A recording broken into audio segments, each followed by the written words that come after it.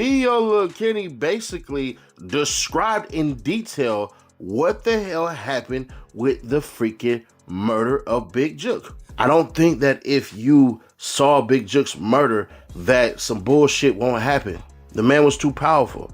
Everybody who talks about Yo Gotti, they never talk about how integral freaking Big Jook was. He was the ear to the music, the ear to the streets. Young Dolph's main shooter was just arrested the other day. Young Dolph's alleged main shooter was picked up just days ago, and reports claim he is now facing charges connected to the murder of Yo Gotti's brother, Big Jook.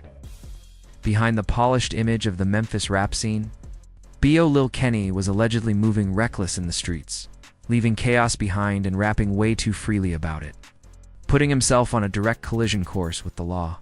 What finally brought him down is way darker than people expected, and once you see the full picture, it starts to feel less like coincidence and more like inevitability.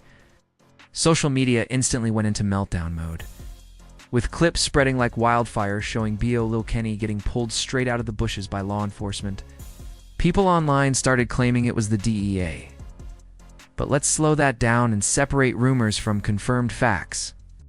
This wasn't some random situation that came out of nowhere, because for months the streets had been quietly pointing fingers, saying Kenny was the one who pulled the trigger on Big Jook. And here's where things get wild. Kenny wasn't just caught up. Because of surveillance or snitches, he was allegedly putting the story out there himself. Hey, pregnant. Oh, shit. I can't do none of this. Shit, we chill. I can't do nothing on me. Hell no. Track after track, lyric after lyric, fans started connecting dots that probably should have stayed hidden. The viral footage shows him getting dragged out of thick bushes, looking panicked but still defiant. You can hear people yelling in the background saying they told him come back, and warning that he about to get bit, while officers forced him out of his hiding spot. People nearby were praying, voices overlapping, saying everybody come back, can't do nothing to us, and we chilling, trying to make sense of the chaos unfolding in real time. In the streets, everyone knows running from the feds is never a joke. But Kenny's situation carried extra weight because the rumors around Big Jook's death had never died down. Physically, Kenny didn't look intimidating at all. 5'3", barely 120 pounds, but according to Street Talk, he moved with zero hesitation when it came to doing real damage. Booking records show his real name, Kenneth Mason. It lists charges like evading arrest, reckless driving, illegal window tint, and possession of a controlled substance. But those charges weren't what really had people talking. The real shock came after. Kenny later jumped on Facebook and bragged, saying I was comfortable as them bushes, and that they had to drag me out, claiming he was ready to wait it out all night instead of surrendering.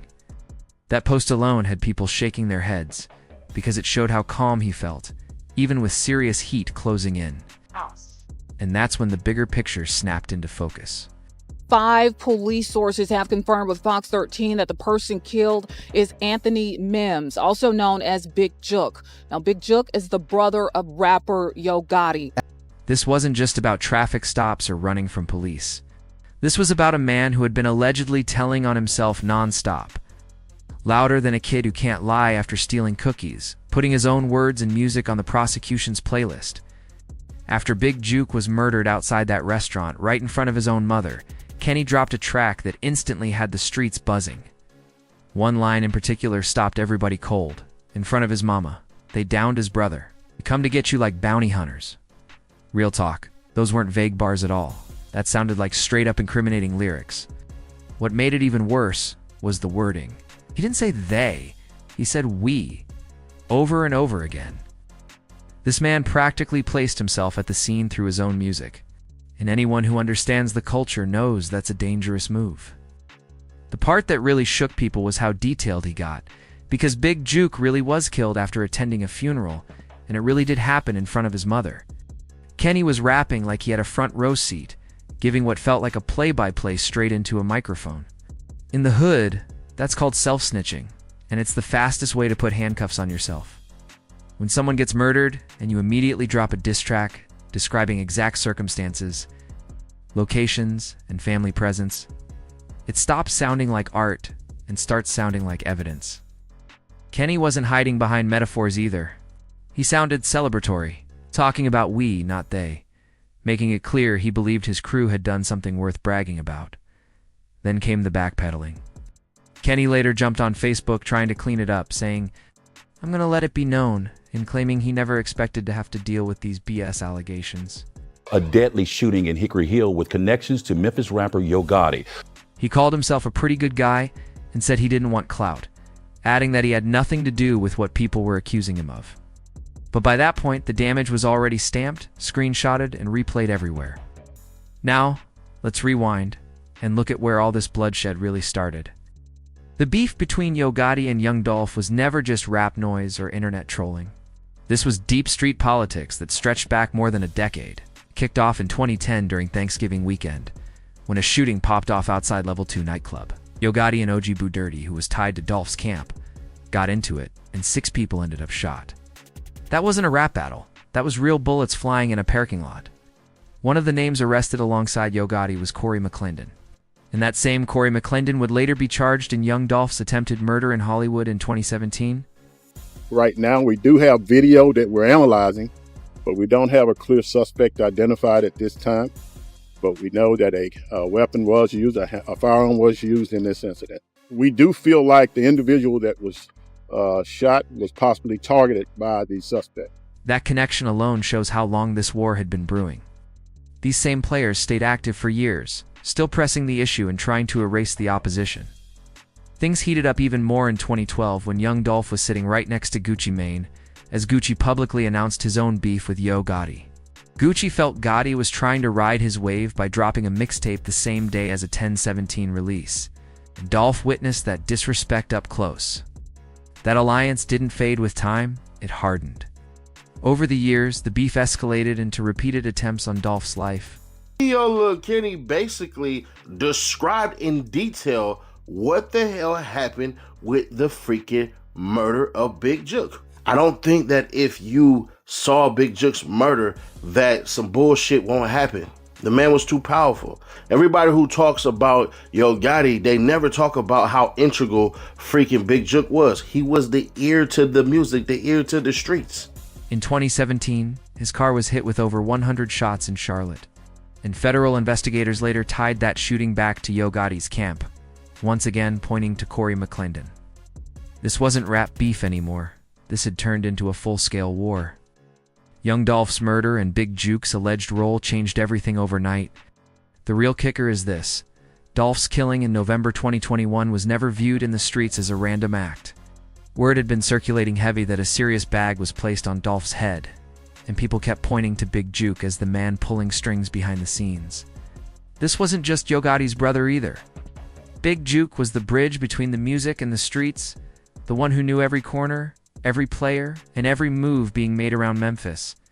While Gotti handled business in the industry, Big Jook handled pressure in real life. So when Dolph kept disrespecting names and challenging that power structure, the streets say Big Jook made a call that would come back around in the worst way possible. Now this goes way beyond music. This was about territory, control, and respect in a city where reputation is everything. Big Jook wasn't just family, he was enforcement. When Dolph kept pushing buttons, the belief is that Jook felt he had to respond to protect the image and the empire. That decision, according to Street Talk, sealed his fate long before any shots were fired at him. For people who don't understand street politics, here's the reality. Putting a bounty on someone isn't just making a threat, it's signing paperwork you can't undo. When a respected figure like Young Dolph gets taken out, and people believe a powerful name was behind it, retaliation becomes automatic. Dolph had loyal soldiers, and they weren't about to let his death slide quietly. The streets figured out Big Jook's involvement before law enforcement ever did. In Memphis, information moves faster than paperwork. Once Dolph was gone, everybody already knew retaliation was coming, and Big Jook knew it too. But loyalty, pride, and family ties pushed him to stand firm, even when the risk was obvious. During court proceedings tied to Dolph's alleged killers, information surfaced suggesting Big Jook was making calls and coordinating movements on the day of the murder. That painted him as more than just connected. It made him look like the alleged mastermind. From that moment on, His name was at the top of a list nobody wants to be on.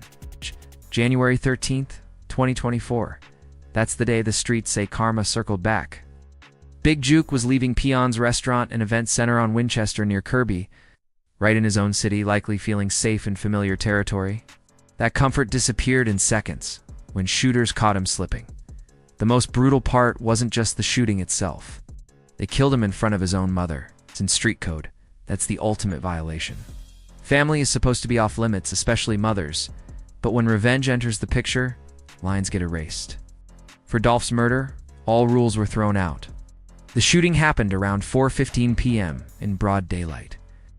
No masks, no sneaking, no confusion. Loud and intentional. The goal wasn't just to take a life. It was to show that protection, power, and reputation couldn't stop consequences. 2 men were hit.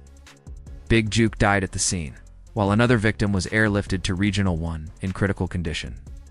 Memphis police later confirmed they had video footage and believed Big Jook was specifically targeted.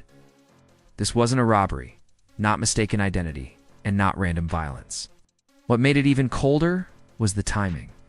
Big Jook had just left a repast, a celebration of life after a funeral. He stepped outside for a smoke break and never made it back inside. His mother was still inside the venue when she heard the shots that ended her son's life. The real shocker was how none of this surprised the streets. Long before official statements, people already knew why this happened. Big Jook's alleged involvement in young Dolph's murder had been an open secret, whispered for months. And when the retaliation came, it came exactly how the streets said it would.